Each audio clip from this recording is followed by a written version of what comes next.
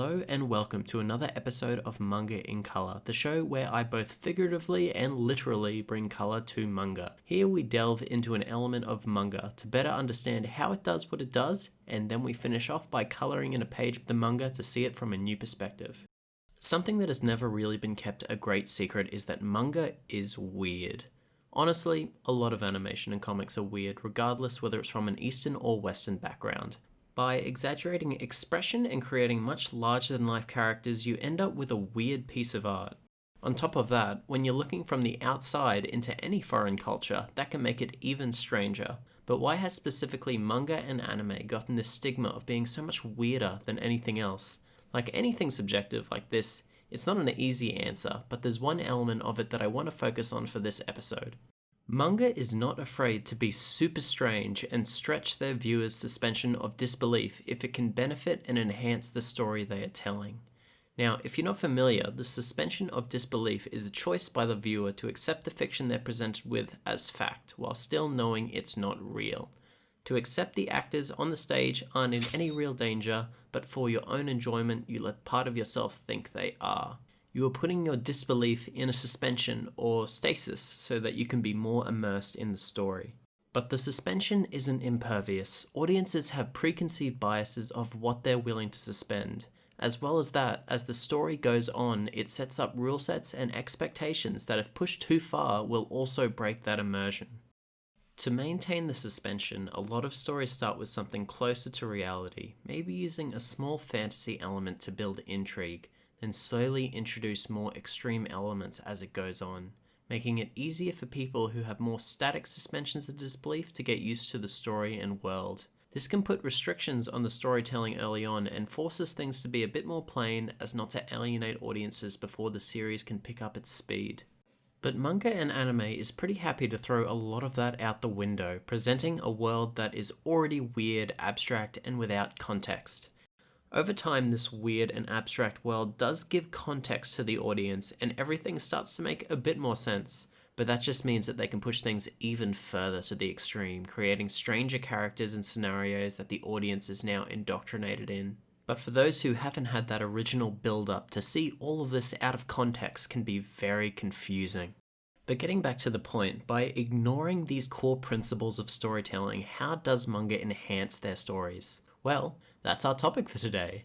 How and why does manga stretch your suspension of disbelief? Surprisingly, the answer is with great care and intent. These strange choices all need to be made in service to the narrative. To start off, I want to show an example that is a bit more grounded than most manga, specifically to point out the extreme moments that require disbelief to enjoy the narrative. That example being Dr. Stone. To introduce the premise, the entirety of humanity has been petrified into stone by some unknown alien green light that covered Earth for an instant. 3,700 years have passed and it is now the year 5738 AD. Almost all of humanity's constructs have fallen away, leaving vast forests and wildlands. The story centers around Senku, a high schooler with a blazing passion for science. He was able to depetrify himself and now has the goal of using science to depetrify the rest of humanity, recreate the technologies of the past, and bring his species back from the brink of extinction. The whole story is about celebrating the scientific achievements we as a species have made over our existence, making the statement that calmer and smarter heads do prevail. The overarching goal, the characters, the setting are all in service to what the story is trying to achieve, showing examples of applied science in really interesting ways. One of the greatest strengths of Dr. Stone is that when it comes to any science within it, it stays incredibly grounded. In order to celebrate our scientific achievements, it makes sure to show how it is in the real world. But the wild card is the characters. These characters achieve superhuman feats in the name of serving the narrative so it can celebrate science. The most blatant example of superhuman ability is our protagonist Senku. In order to depetrify himself, he maintained consciousness throughout that 3,700 years by counting the seconds. Once he realized the petrification had weakened and he could break free, he calculates what season it would be, solely through the seconds that he has counted to make sure he doesn't emerge during winter. It's safe to say, accurately counting seconds for that long would be unprecedented, not to mention, while counting, performing the division in your head it would take to know the date and year. This is a way to steadily introduce Senku as this super intellectual character. As the show continues, Senku shows that he's perfectly memorized things like every component of the periodic table, complex chemical formulas to make medicine, schematics to make electronics, and even the schematics to make the things that make electronics. But because he has this amazing capacity, we can see modern-day miracles being made from scratch in this stone world, with a focus on the creation of these things being as realistic as possible, by showing that it does take time and considerable effort to gather and synthesize resources, then even more time to develop an understanding and then perform techniques to turn these resources into something useful. And it doesn't even bother the audience that Senku can perfectly remember these incredibly complex things because it enables the world and the story to be so much richer. Something I especially love about the series is how it knows when belief should be suspended and when it should be grounded. In the second chapter, Senku has discovered that nitric acid can assist with the depetrification process, but it's not very strong nor consistent. He hypothesizes that mixing it with alcohol could create a corrosive agent called nitol, which could work better. Over the course of 4 months, he and his friend Taiju perform the scientific method over and over again, learning how to distill grapes and raisins to make alcohol, then methodically test different combinations of nitric acid and alcohol until they are finally successful and depetrify a swallow. Riichiro Inagaki wanted to show what it looks like for a scientist to properly make a discovery, to show the work, time, and diligence that goes into it, to make the audience understand the value of this information and that it isn't just made through magic. That even though you have this superhuman character in Senku, he was only as capable as he was because of humanity's efforts performing the scientific method just as he did millions of times over. By choosing to keep certain elements grounded, the story can establish stakes and value for its world, giving events meaning. To add on to Senku's extreme capabilities in service to the plot, his friend Taiju is shown to have extreme stamina, being able to perform incredibly long and demanding labor while never tiring, to the point that it's noted in the story often how insane his endurance is. Another character, Tsukasa, upon being depetrified is shown to be able to defeat 5 lions with his bare hands while naked. And Kaseki, the craftsman, who was much later introduced, proved that he is able to craft nearly anything to a high standard given the right instructions, tools, and resources. These are all extreme characters that could break immersion and make the viewer ask, what's the point if these characters can just do anything? But the abilities and capacity of these characters were chosen carefully and with purpose, meaning that the audience is more than happy to suspend their disbelief in order to see the impressive attention to detail and application of science. Breaking techniques for any art form is the best way to push it forward, but it has to be done properly. Suspension of disbelief is an important thing to be considered in storytelling. It needs to be understood and respected by the author. Then, if the author's understanding is deep enough, they know how to break open this narrative principle and enhance the story. A great narrative principle comparison is cliches in stories. We're told all the time that in storytelling cliches are bad. They're just reusing old ideas, it's unoriginal, it's not creative. But in Dr. Stone, there's cliches everywhere. Senku is your typical arrogant geek character, his friend Taiju is the meathead with a heart of gold, and Taiju's love interest, Yuzuriya, is a starry-eyed girl with skill in arts and crafts. None of these characters are exceedingly original, but these cliches act as the groundwork, making it easier for both the author and the audience to have an idea of who they are. The author understands the power of cliches and how they can be useful, but also understands its limitations. So these characters start with cliches and from there are built up and expanded upon into more robust characters. A great example is that Senku has E equals MC squared written on the clothes that look vaguely like a lab coat he always wears. Both of these are pretty hefty cliches that brand him as the science guy. But we later discover Senku believes his counting while petrified forced his body to create enough energy to get himself out of the stone he was encased in.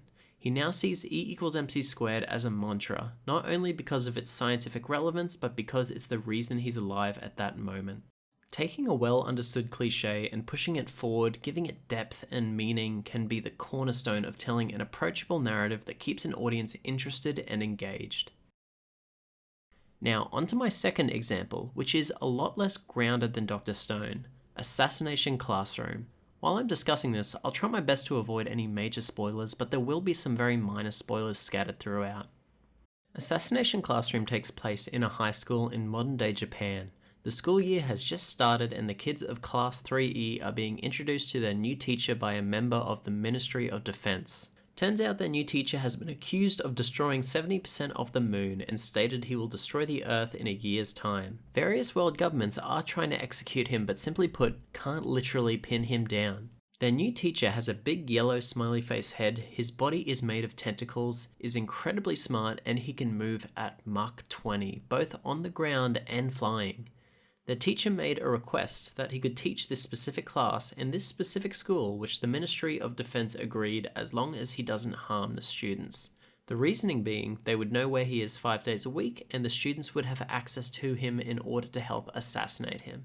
After explaining this premise, I'm sure you'd be confused when I say that not only is this all in service to the predominant themes of the story, but this is one of the most wholesome manga out there, and the core theme within the story is empowering people through education, with sub-themes of safety and failure, respecting one's own value, and patience, all working towards that core theme. The students have been promised $10 billion or yen, the translation is a bit funny with this, if any of them are able to assassinate him. All the students take up guns, knives, in order to try and assassinate their teacher, but these aren't ordinary weapons. It turns out that their teacher is impervious to rudimentary weapons like bullets, blades, or explosives. Instead, the government has manufactured this rubber-like material that has been shaped into knives and BBs that can injure and ultimately kill him, which the teacher affectionately calls anti-me BBs. How did the government make this material and then produce it in such vast quantities that we see throughout the series? We don't know, but it provides a way for the students to have weapons to attack their teacher without them being at risk or hurting themselves or other students, which surprisingly, again yes, is very much in service to the theme of empowering youth through education. Refusing to share his real name, the students give the teacher the name Koro-sensei, which is a combination of the word Korosenai, which means unkillable, and sensei, meaning teacher. You'd think with all this setup, the overarching goal of the narrative is for the students to kill Koro-sensei, which is true, but throughout the series that goal gets more and more complicated, especially as we start to form our own opinions on Koro-sensei and what his own goals are. Koro-sensei proves to be an amazing and compassionate teacher to all his students, quickly identifying students' strengths and weaknesses and doing his best to challenge those strengths and make up for those weaknesses, constantly being attentive to both their personal needs and academic needs in and out of class, all the while making it clear that he still intends to destroy the Earth and it's in their best interest to try and stop him. He applauds every assassination attempt, as long as it doesn't interrupt class too much, always happy to give feedback and celebrating genuine thought and application of personal ability. The whole series creates this incredible dynamic between the students and Koro-sensei that is confusing, but because it's confusing, you're an active participant in the narrative trying to understand it. You're happy to allow the author to give Koro-sensei all these incredible powers and be as strange as he is because you're interested in why and you care about the character. To give a bit more context on the student-teacher relationship, take this scene from the first chapter. One of the students, Nagisa, is about to execute an assassination plan he was forced into by some other students. Nagisa approaches Koro-sensei under the guise that he's going to hand him some of his work, hiding a knife behind the paper. He attacks Koro-sensei with the knife, but is quickly caught, and Koro-sensei starts chastising him for an assassination attempt without much thought. But turns out it was just a cover-up for the real attack. A grenade full of anti-sensei BBs around his neck. Although the BBs can't hurt Nagisa, the explosion will. The grenade explodes, though somehow we see Nagisa is safe from the explosion, and Koro-sensei has disappeared. They then look to see Koro-sensei hanging from the ceiling, and he's furious. He quickly flies out of the classroom, bouncing all around the city in a matter of seconds. Then he returns to the classroom, dropping the nameplates off the students' family houses to the floor. Then he states, "I made a deal. I promised I would never harm any of you. But if you try to assassinate me like that again, let me remind you that everyone else is fair game. Your family, your friends." The ringleader of the plan, terrified, states back in a panic, "You disintegrate most of the moon and tell us you're going to blow up the Earth? Why shouldn't we use nasty methods to kill a nasty creature?" The mood immediately changes. Koro-sensei's face blinks with a big circle on it conveying a correct response. He then states, "Nasty? I thought your idea was wonderful. Brilliant. He then applauds Nagisa's execution of the assassination, but then an X appears on his face and a buzzer noise sounds. However, the rest of you didn't even consider Nagisa's safety, and Nagisa let you take advantage of him. You're better than that. All of you. I want you to assassinate me with a method that brings a smile to your face, one that you can take pride in. You're more than capable of that. It's an incredibly strange relationship. Even with context, it's easy to state, this is just crazy. But in that moment, Koro-sensei showed how much he cares for his students' safety to the point of making threats, how much he appreciates his students' efforts, and how much he encourages them. It all plays into that sub-theme of respecting one's own value. Not only the value from their efforts and thought, but their intrinsic value as a human being. Suddenly, all the ridiculous elements set up so far are a platform to perfectly deliver these moments and characters. It gave a space where we could see these students apply themselves wholeheartedly towards a task that had value, saving the world, in this strangely familiar school setting. It also gave a space where our teacher, Koro-sensei, could impart knowledge and wisdom that has much more weight because it's in reference to this very extreme situation. The whole series is built around this concept of giving these students a space where they feel they have agency and value to give regardless of who they are, that despite every and any failure, they should never disrespect themselves. They should feel confident to put themselves in a vulnerable position and try something, and through success or failure, they can learn from it. My favorite example of this is with a student named Karma. He is very smart and considered a prodigy. He arrives a bit later in the school year because he was on a suspension. He proves himself to be the most capable assassin out of all the students, but he still can't catch Koro-sensei out no matter what ingenious scheme he makes. Karma becomes more and more frustrated until he comes up with an extreme plan. He lures Koro-sensei to a cliffside a short walk from the classroom. He then points a gun at his teacher and he asks, "Teachers protect their students with their lives, yeah?" Which Koro-sensei responds, "Of course, that's what teachers do." That was all the invitation he needed. He stepped off the side of the cliff and falls, facing the sky, gun still pointed at Koro-sensei. During the fall, we get a flashback. It turns out he was told by a teacher that no matter what trouble he'd get into, the teacher would help him because he was such a high achiever. But then there was a situation where two students were beating up another student. He stepped in and gave them a taste of their own medicine. But Karma had ended up beating up the valedictorian and the teacher refused to defend him, stating, "You screwed me over and damaged my reputation." Because of this incident, Karma was sent to Class E, the class Koro-sensei is teaching, which we discover is the class where they put the lost causes as an example for the rest of the school. Returning to the present, Karma is falling down the cliffside, gun pointed at Koro-sensei. In his mind, either he will die or Koro-sensei will. It's a win-win for him. But then he lands in a web of tentacles. "Karma, I take my hat off to you for this brilliantly strategized assassination attempt. A round yellow head popping out of the tentacles. If I saved you at supersonic speed, your body couldn't handle it. But if I saved you slowly, you'd shoot me." Karma is taking in the situation, and then Koro-sensei approaches him and says, "Oh, and by the way, abandoning you is not an option. Jump off cliffs anytime you wish. I'll catch you."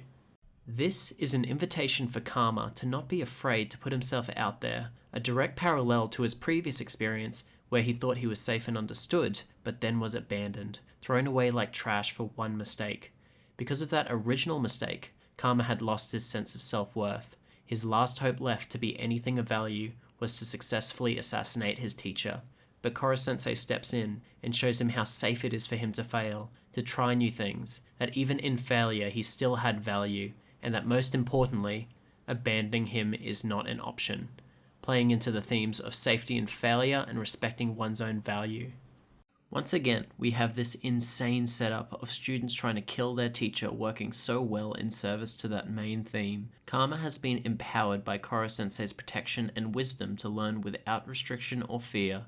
The irony is, if you presented a student in a more realistic fashion who had this kind of insecurity and depression, it would be much harder to empathize for the audience as it would be more subtle. The viewer is more than happy to believe what's in front of them because they get a better understanding and connect with the story and its themes. Personal value is an important thing for anyone to have a grip of, but within Japanese culture, there is a lot of importance put into your value in regards to the rest of the community. That you are one small part of this much greater thing, that you must respect it, and you have to be useful so you can contribute to it. But this mentality can be very draining, especially when you're not sure on your own purpose or how you can be useful. There's so much pressure to fit within society, be as useful as you can, and don't stand out to keep things cohesive, that when someone feels like they've failed these tenets, they are unable to cope and spiral from there, becoming stigmatized from those around them as well as themselves. Assassination Classroom speaks to this, stating that it's okay to not be useful, to take as much time as you need to understand who you are as an individual and what you can achieve and work from there. Assassination Classroom likes to make it really clear that it's not just a matter of studying, learning, and applying information. There are personal struggles with confidence and value that need to be overcome before you can reach your potential. These themes aren't patronizing, they're not spoon-fed to the audience, but there are still many elements of the story trying to express these ideas so the viewer can find it themselves. Koro-sensei stresses that if you want to build confidence, then the best place to start is to plan ahead for multiple scenarios. This is brought up by their PE teacher, who is also a representative from the Ministry of Defense. Koro-sensei asks him, "Is the first attack the only important attack?" He responds by saying, "The first attack is important, of course, but every subsequent move is equally as important. Formidable opponents will most likely dodge your first attack. Whether you are victorious and survive depends on your follow-up attacks." This pulls into the theme of patience. Don't be discouraged and lose confidence when your first attempt fails. Have plenty of backup plans so you can feel confident that you will be able to conquer whatever you need to in the long game. Try your hardest, but don't go in expecting success and then be stuck at the first hurdle. This is a lesson that we've probably all heard before, understood it, and tried to act on it, but once again, with this strange setup that is Assassination Classroom, you're told it in a practical way, a way that isn't as nebulous as plan ahead and be ready to try again, but instead why you need to try again, and you see all the students start to think ahead and develop confidence from it. Demonstrating the why and how gives so much more credibility and context to a lesson than just words of wisdom. I've only really talked about the first 13 chapters of a 185 chapter series. As the series goes on, it continues pushing the theme of empowering people through education, expanding upon them in unique ways, all the while slowly unveiling more information about Koro-sensei and his motivations. Even only talking about a small chunk of Assassination Classroom, I'm sure you can see why it's such a great example of why it's so amazing that manga can be as weird as it is. Creating a world and characters where all the elements work together to send a message or express an idea is such an interesting and exciting way to tell stories. There is as much craft and care in manga storytelling as any other, making sure the world is cohesive, that in the end things do make sense, all the while not being bound by the suspension of disbelief. They're aware it's there, they understand it and respect it, but they know when to push it. Now, onto the drawing for this episode. The page I'm colouring comes much later in the series during a flashback where we see the moment Koro-sensei decides to become a teacher.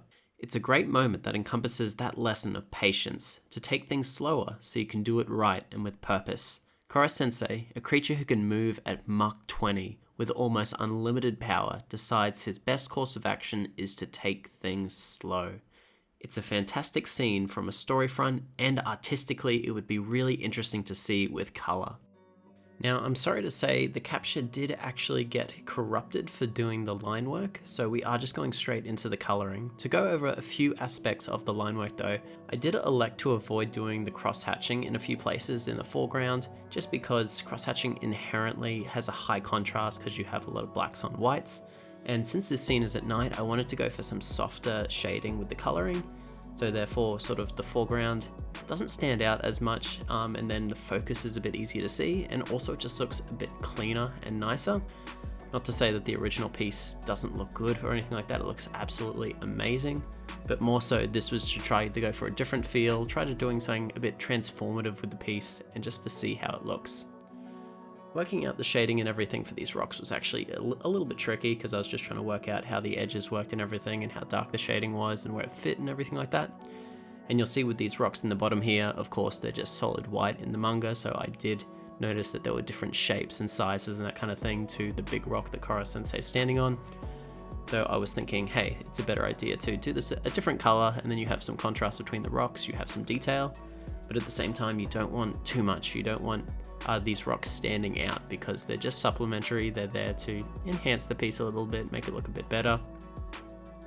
Not to mention the grass as well. The grass was very tricky, and you'll see specifically in this section, it's very hard to work out from what you see in the manga, what the difference is between the grassy sections and the rocky sections. So I was just kind of feeling it out. I was trying different colors in different spaces and then going from there.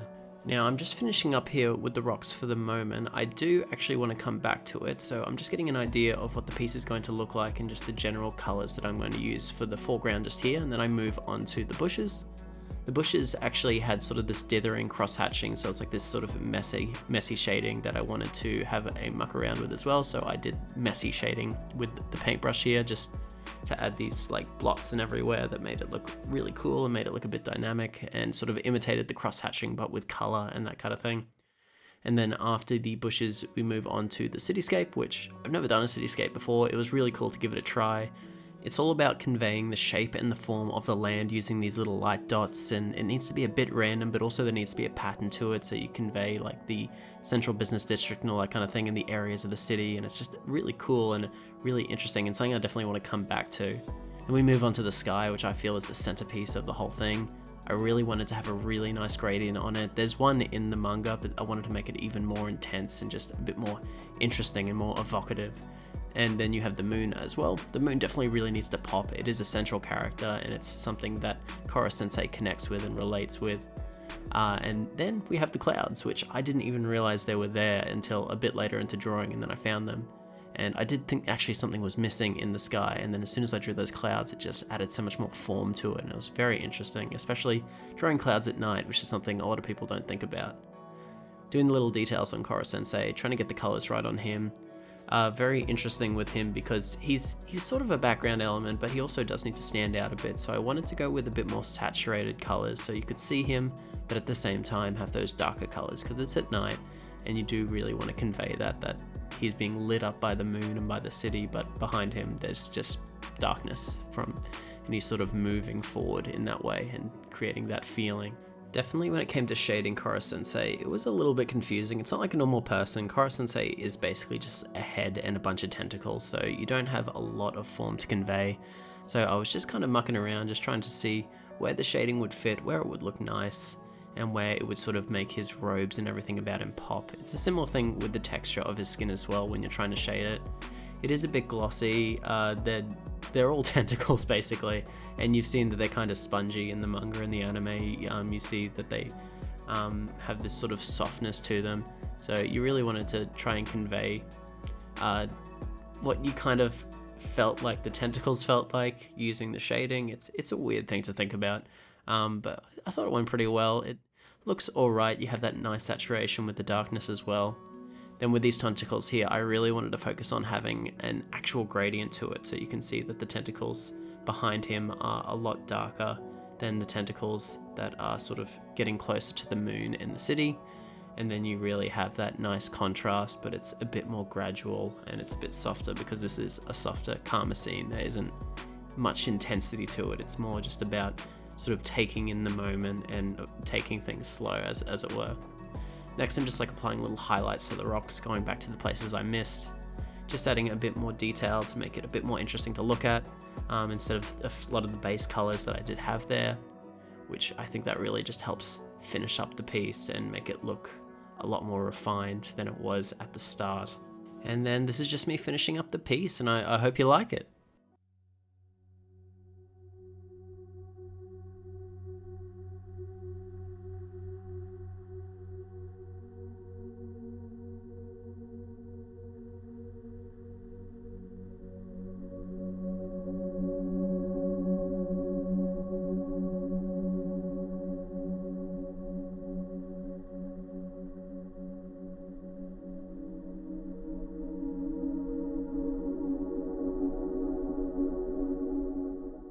I'm so happy with how this turned out. I was already working with this amazing and beautiful composition, and to add colour to it just made everything pop. I decided to try and take a few more artistic liberties with this one, which does make it stand out and exist in a much more different space to the original, but I do have to mention with far less cross-hatching, it does lose a lot of that original manga feel.